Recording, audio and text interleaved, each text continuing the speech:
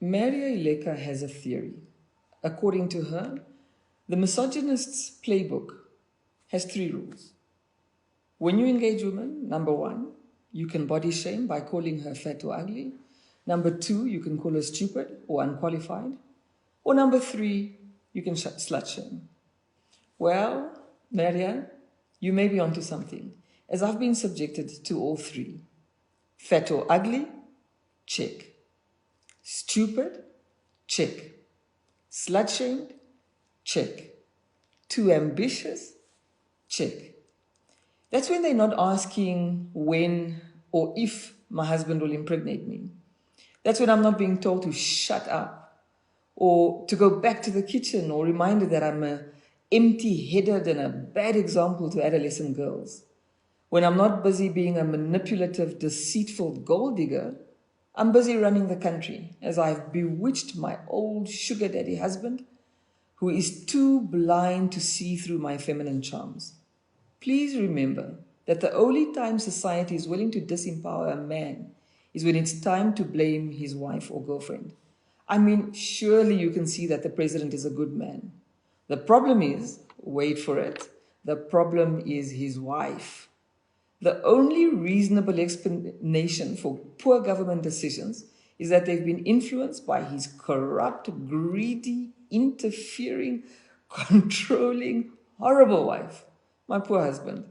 Wait, no, he's not a real husband, nor am I a real wife. Our marriage is apparently arranged. A loveless union, bound together by political ambition and greed. A business transaction is what one former politician called my marriage. When my husband and I look happy, it's evidence that I'm a great actress. When I forget to wear my wedding ring, it's evidence that our marriage is on the rocks and a divorce must be imminent. What else do you expect from someone who's brainless and heartless? These gendered insults are not just hurled by men. A few women are happy to participate. After all, women can also be patriarchal. When there was a clear social media campaign of anonymous WhatsApp messages specifically targeting me in the most disgusting ways, I was told not to respond, to ignore them. And I did. That was a mistake. I was wrong. Audre Lorde was right. Your silence will not protect you. The insults just got worse, and the lies they were willing to tell became increasingly outrageous. There were no more boundaries. My parents, my children, my family, my friends, all my loved ones became targets. Sometimes they took situational truths and distorted them into lies. Often they just made stuff up. A whole thread would be written without a single truth in it. I assumed that because the lies were so ridiculous, nobody would believe them. Again, I was wrong. I realized the outrageous lies were part of the plan. The cruelty was intentional. It was strategic. These people didn't expect others to believe them.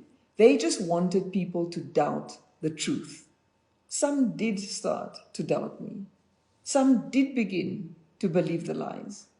My silence did not protect me. That's why I love that the International Women's Day theme is to choose to challenge. It sounds so simple. Power doesn't concede without a demand, and neither does patriarchy. It makes absolute sense to challenge any aspect of gender bias, as change doesn't come without challenge. I choose to challenge.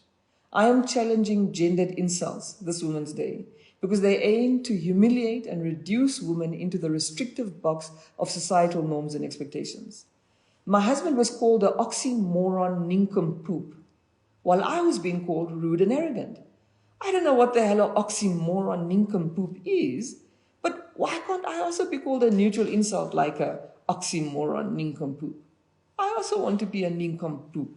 I don't want to be a gold digger, a slut, a bad mother, a Jezebel.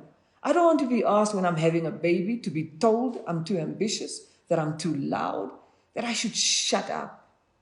The foundation of gendered insults is to put women in their place.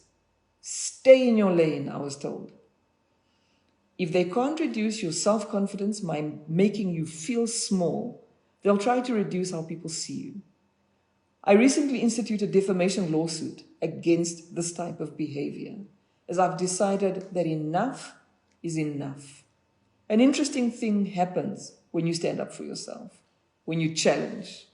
You'll be called a troublemaker, too aggressive, too unladylike.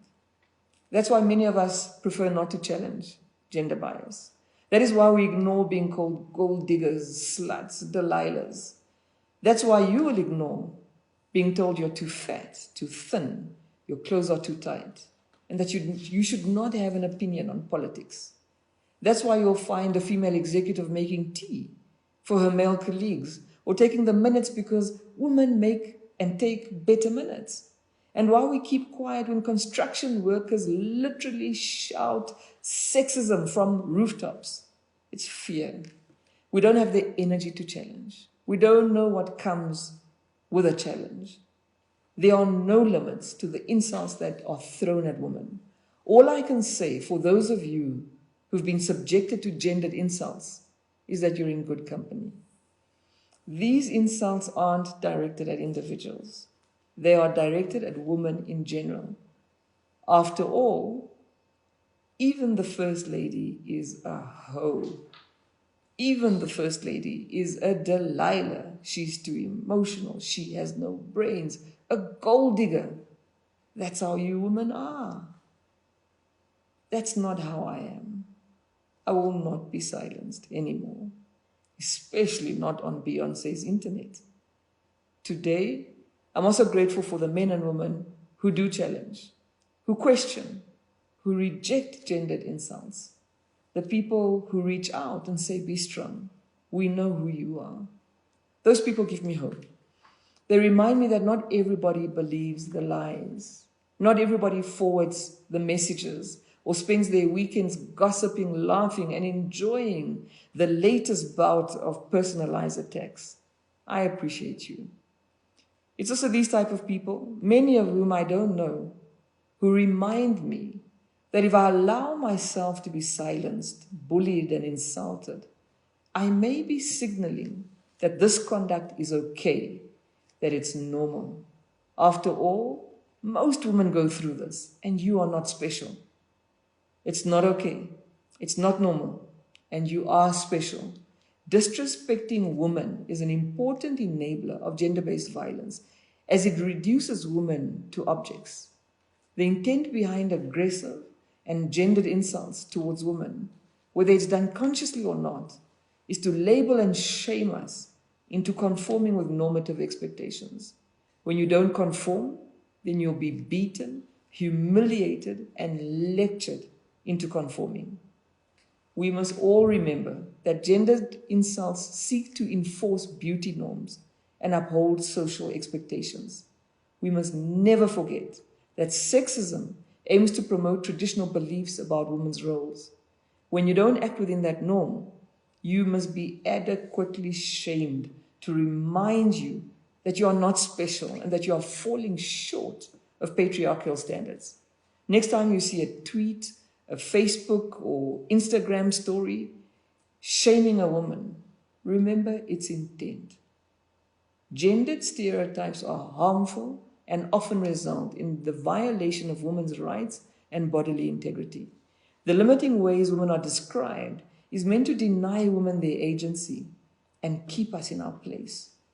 Today I'd like to challenge you. Next time you see a woman going through crude forms of abuse, remember this. It's not what they think about that individual woman. It's what they think about women and their place in society. Challenge it. By standing up for one woman, you stand up for all women. After all, silence does not protect us.